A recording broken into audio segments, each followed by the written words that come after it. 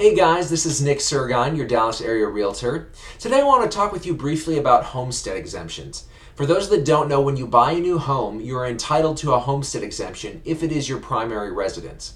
What that translates to is a reduction in your taxes, something especially important to Texans who pay the second highest property taxes in the country, according to USA Today. So here's just a few things that you should know. First of all, a homestead tax exemption is different than the homestead protection on your home.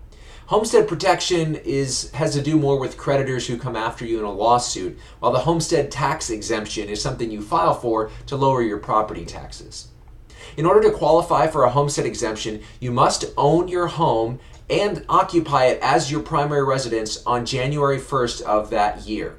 If you miss that deadline even by one day, you have to wait the entire year in order to apply.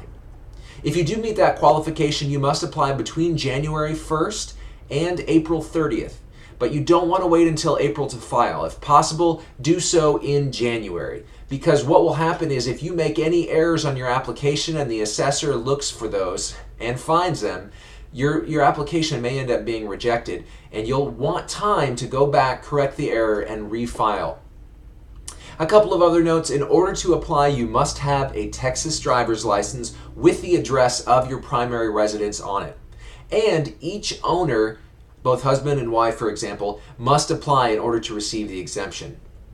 Finally, if you receive anything in the mail that says we'll go ahead and file your exemption for you for a $35, $40, $45 fee, you can ignore those, throw them away. They're just marketing campaigns, they're marketing ploys to try and get you to pay for something that's actually already free for you to do. If you're in Dallas County, if you want to apply online, you can go to dcad.org. That's dcad.org. It stands for the Dallas County Appraisers District.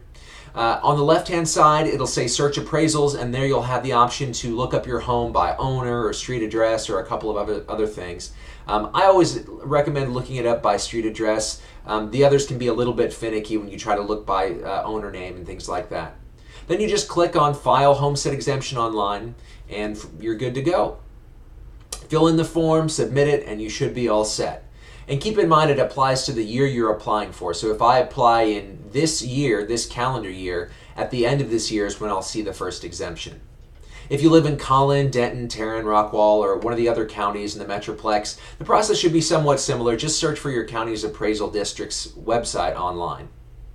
Keep in mind you only have to file once, and that will apply to your home beginning January 1st, like I said, of that current calendar year, and will remain on the home until you move and file for another exemption on your next primary residence.